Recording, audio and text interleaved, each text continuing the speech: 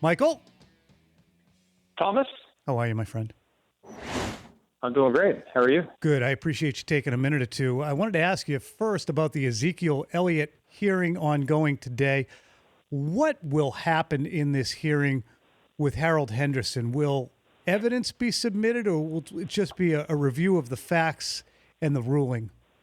No one really knows at this point, Tom. The way appeals typically work in a court of law, there's a standard that applies to the ruling that initially was made. And there are different standards that apply under the justice system. You can do it all over again from scratch. Mm-hmm. You can apply various levels of deference.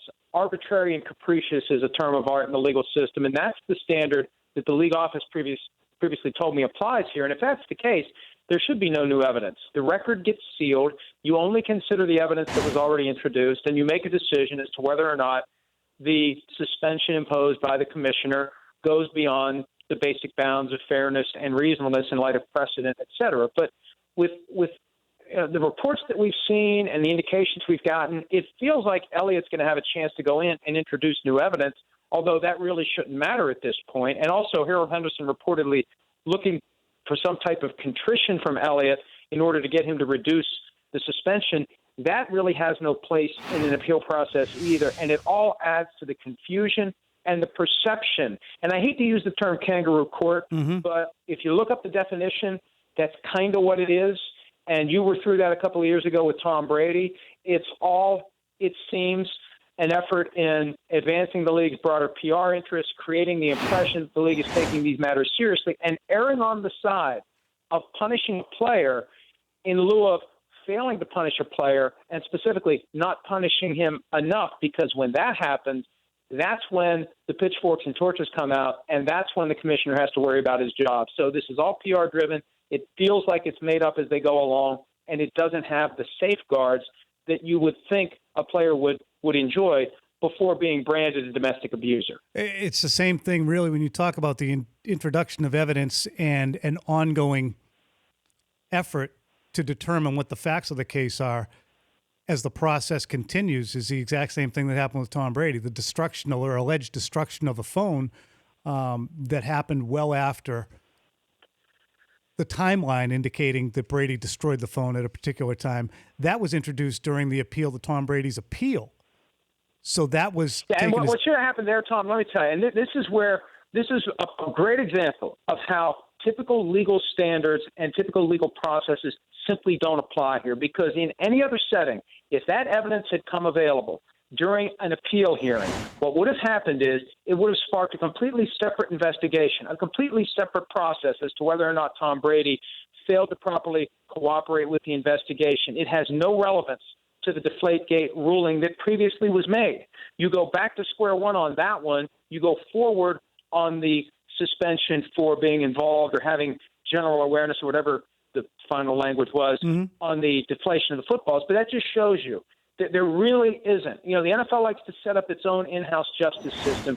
There really isn't a clear parallel to an actual justice system. So much of it is made up on the fly, make it up as you go. The ends justify the means, and it doesn't hold up to scrutiny when you try to be objective about how the NFL goes about reaching these decisions. And Article 46 basically, in essence, states that, sorry, but we can do whatever we want. That's the article in the collective bargaining agreement that says the commissioner can act in the best interest of the game, basically. So while we talk about and that's been there for decades, Tom. And here's the thing. You know, Gene Upshaw and his predecessors agreed to that. And I don't think anybody ever expected that the league would abuse it the way that arguably the league has abused it in recent years. But it almost feels like the league is pushing this power as far as it possibly can to compel the union at some point to say, okay, uncle, we will give you something. We will play 17 regular season games. We will expand the playoffs. We will do something. Just please, let's have a fair and appropriate in-house system for giving our players justice when they find themselves caught up in the gears of these processes. The problem is, will you ever get to a point where all players would make a concession that protects maybe one or two guys every year? I think it's interesting to see how far Roger Goodell has separated himself from this process, because Lisa Friel, the director of investigations, who, not ironically, came aboard after the Ray Rice investigation was such a disaster, she was brought aboard to make sure that these investigations were handled differently. Then she presided over just the 1-game suspension for Josh Brown. Now, in turn, a year later, you have a 6-game suspension for Ezekiel Elliott on what, by any standard, is at least conflicting evidence as to what the accuser and Elliott can consider their relationship to have been. They keep correcting and overcorrecting. Credibility is key here. Credibility of Elliott, credibility of Tiffany Thompson. And Roger Goodell made the decision without ever sitting across the table from Ezekiel Elliott or Tiffany Thompson and looking them in the eyes and assessing on his own whether or not he believes what they're saying. And now in this appeal hearing, Tiffany Thompson won't be there. Harold Henderson will be executing this appeal process without ever having scrutinized her. He refused to require the NFL to make her available, and he also refused to require the NFL to give Elliott the notes and the transcripts that were generated from those interviews. How in the world can you – and again, if he's guilty, he should have been arrested. He should have been charged. He should face the consequences. But everyone is entitled to some basic ability to prove their innocence. How in the world can Ezekiel Elliott even begin to prove his innocence when his lawyers can't question the accuser, when they can't even get the notes so they can parse through them and try to find some inconsistency that they can point to and say, look, there's a flaw here. This undermines the entire outcome. That's why I was very reluctant to use kangaroo court, but that conclusion, when you look at everything, is inescapable. You talk about outcomes, too, and what outcomes will be impacted is as the season goes along, the team will be impacted, a business, an industry will be impacted. 6 games for Ezekiel Elliott, that can impact the industry, that'll impact the owner, that'll impact that franchise. 5 games were handed down similarly to Vontaze Burfict, similarly in that it seemed a little capricious to give him 5 games. What are your feelings on the Vontaze Burfict suspension? Because at some point, these owners singularly are going to have these disciplines handed down to key players and say, you're hurting my business with what are capricious decisions and suspensions when you're taking key guys out. There are differences here, though. One, and we're so conditioned, Tom, to think that the NFL has complete power over every matter of player discipline. This is one area where the NFL doesn't. You have a hearing officer who is jointly hired and jointly paid by the league and the union. It's either James Thrash or Derek Brooks. In this case, it's James Thrash. He handles the appeal.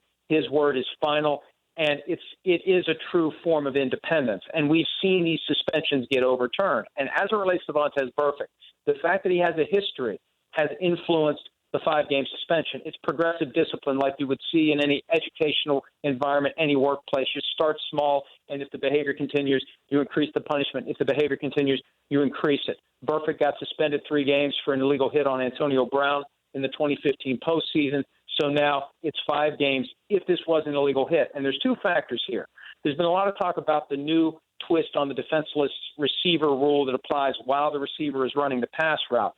I'm not so sure that I see contact to the head or neck area on that replay, but also this notion that it was unnecessary. I talked to Al Riveron, the new senior VP of officiating, just within the last hour. He said that unnecessary element because the ball was out and Burfict could see the ball was out. That's part of this too. His history comes into play. But James Thrash will decide it, and he may end up missing the first 5 games. But could see and did see are different things, and that's what's hard for a person who is watching through video. Did you see it? Well, no, I didn't. One quick last question. As all this goes on, Mike, I have to ask you, is there a point at which these singular owners, whether it be Jerry Jones, Mike Brown, Robert Kraft, we can have these individuals who are so irritated at the league's decisions that it causes a schism among ownership that really leads to some chaos at that level, which, of course, will visit itself on the league itself? Well, I don't think it was a surprise that as this Ezekiel Elliott controversy was bubbling up, the news emerged. The commissioner was close to getting an extension. I know back in March, Jerry Jones argued that all owners should be involved in negotiating the commissioner's extension. He believes at a certain level that they pay too much, and this is an easy way for him to attack back if he's not happy with how this is handled. Now, there was a 6-person committee. I think that was a report from Sports Business Journal, a 6-person committee of owners that is negotiating this contract. But, you know, there's a connection, a loose connection there between Roger Goodell's compensation and this growing concern. You know, because as this unblinking eye at 345 Park Avenue just kind of roves across the countryside, it can be any team. You know, I said this time and again as it related to the Patriots. When fans of other teams said, why do you care Mm-hmm. that you believe the Patriots are getting railroaded? It's like, because your team could be next. That's why you should care. Even though it's the Cowboys now, it was the Patriots before, it was the Saints 5 years ago, this sense of just randomness where one team finds itself caught up in this mess where the procedures don't feel fair, Mm-hmm. the process seems driven by the results that the league desires. That's not good for anybody. And I'd like to think at some point owners are going to grow weary of this process. And maybe it's going to take every team to get dinged by this before they all can realize this process needs to change. All right, Mike Florio, Pro Football Talk. Thank you so much for taking the time, Michael. And we will Hey, be Tom, back. you always emit a swear word when you're on my show, and I really thought about doing it to you. But since it's Dan's turf, I decided not to. I've already been spoken to twice on break about it. Okay? Okay? I can only imagine. All right. Bye. Mike, see ya. The Dan Patrick Show, weekday mornings on Audience.